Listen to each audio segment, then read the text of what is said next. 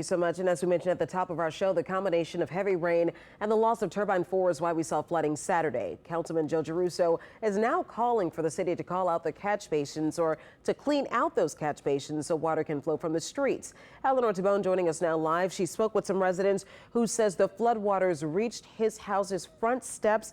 Eleanor, I experienced that same flooding in front of my home. Exactly, Cherise. Several parts of the city saw serious flooding on Saturday, and the Sewerage and Water Board of New Orleans says part of the reason is because turbine 4 shut down. Now residents are calling on the city to ensure reassurance and safety for them ahead of this hurricane season. Oh, if I wouldn't have woke up or if I wasn't home, my car would have been destroyed. Preston Petit says when the sky opened up Saturday, he had to quickly move his car. So we're panicking, so I'm getting in the water. I move this car first, I put it on the median, then I come back and I move his car, and then by the time I got back, it was already up to the step right here. He lives on Orleans Avenue. This video he shared shows the flooding outside his front door. He says this is some of the worst flooding he has seen. It's happened in December. It was like almost the same thing. So it's just, I'm not surprised, honestly, but it needs to get fixed. The Sewerage and Water Board says the city's pump system is very old and fragile. Ghassan Korban, the department's executive director, says two things happened Saturday that led to the flooding. One, we got a lot of rain in a short period of time. And two, turbine 4 went offline. That intensity and amount of rain can overwhelm our system, even if everything works just perfectly. Ghassan admitted that when turbine 4 shut down, they lost half the power, which simply exacerbated the problem. We lost some available power to provide power to some of the much needed pumps. Clogged catch basins are another issue. Councilman Joe Giarrusso is calling for them to be cleaned. My primary concern is the catch basins have to be cleaned. There's 72,000 of them. Only about 5,000 have been cleaned the last 2 years. The councilman says the city's Department of Public Works is responsible for cleaning the catch basin and linear pipes, some of which are blocked because devices called gutter buddies stop beads and other debris from getting through. We really need to rethink how drainage is done. It's unfair to residents that part of it is owned by Department of Public Works and part of it is owned by Sewerage and Water Board. We have people from out of town coming in from Mardi Gras who don't know it floods in these areas, and their cars are getting destroyed. So we got to take care of it. Cherise, I reached out to the city about the catch basins and I am still waiting to hear back. The Sewerage and Water Board says a new power substation will probably be opened by 2025. Reporting live, Eleanor Tabone, WWL, Louisiana. Eleanor, thank you so much. Now, the main turbine supplying power to New Orleans drainage pumps is 109 years old. That put that into perspective. Our Down the Drain investigation has followed the failure of turbine 4 for the last 7 years, and here's what they found. Turbine 4 was built in 1915. This thing runs on steam. It makes an old-fashioned type of electricity that's used almost nowhere else in the country, making it very difficult and very expensive to fix when it breaks. In 2012, the Sewerage and Water Board got $185 million from FEMA to upgrade its power plant. That same year, turbine 4 broke and it was knocked out of service for the next 6 years. But the agency repeatedly ignored advice from consultants to buy new turbines, and instead, it decided to use the FEMA money to fix the old machines.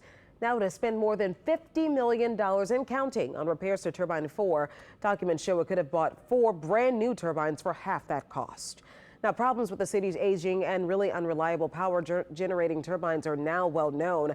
Investigative reporter Mike Pearlstein was part of that down the drain team and joins us now in studio to explain, really, Mike, that even the Sewage and Water Board's backup sources, they're not breaking down. They are breaking down, rather.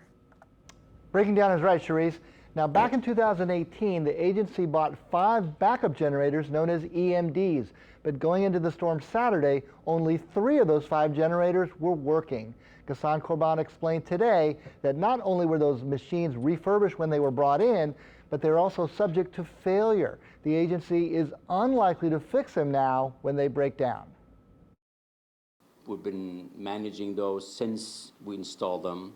They break down, they're very costly, and as we near completion of the power complex, the need to invest more and more money in those machines is definitely, not as wise as it used to be. So Charisse, we now know that those backup generators won't get fixed, and Corban offered no timetable for fixing even that critical turbine 4. So unfortunately, that really can make the city vulnerable to flooding for the foreseeable future. And that is something we don't even want to hear, Mike. Thank you so much. In Jefferson Parish, Saturday's heavy rains not only flooded the streets, they also caused some sewer lines to back up in one West Metairie neighborhood. Paul Murphy joins us now with that part of the story. Paul. Charisse, as if street flooding wasn't bad enough, some of the neighbors here in the North Bridgedale community also couldn't flush their toilets during the heavy rains over the weekend. And now JP Councilman Dino Bonanno tells us that the parish is working on a plan to improve sewer service in the area. Facebook groups in the North Bridgedale area of West Metairie were abuzz with neighbors complaining about sewer problems during Saturday's downpour. I had some residents send me pictures of their rain gauges where they had upwards of 7.5 inches of rain in 3-4 hours. Jefferson Parish Councilman Dino Bonanno, whose district includes parts of West Metairie, says anytime you get that volume of rain, you're going to have water in the streets here, and some people may experience problems flushing their toilets. That's just too much water for any of our systems to handle in too short of a period of time. Making matters worse, after a year of drought conditions, the soil sediment moves sewer pipes and creates cracks.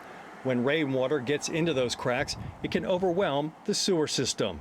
Bonanno says help is on the way. At this week's JP Council meeting, members are expected to approve the hiring of a contractor to study and design improvements to this sewer lift station near Vineland and Transcontinental. The goal is to add pumping capacity to the surrounding West Metairie neighborhoods. We're getting ready to launch a sewer capital program and spending $100 million on replacing the oldest, most damaged sewer lines. So as a part of that process, we're going to be looking at virtually all of our sewer lines to see where the most damaged ones are so we can replace those.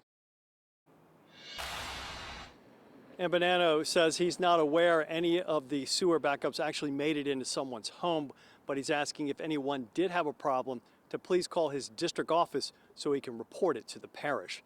We're live in Metairie. Paul Murphy, WWL, Louisiana. All right, Paul, thanks. And if the wild weather Saturday night wasn't enough, things got a little crazy on parts of the North Shore last night.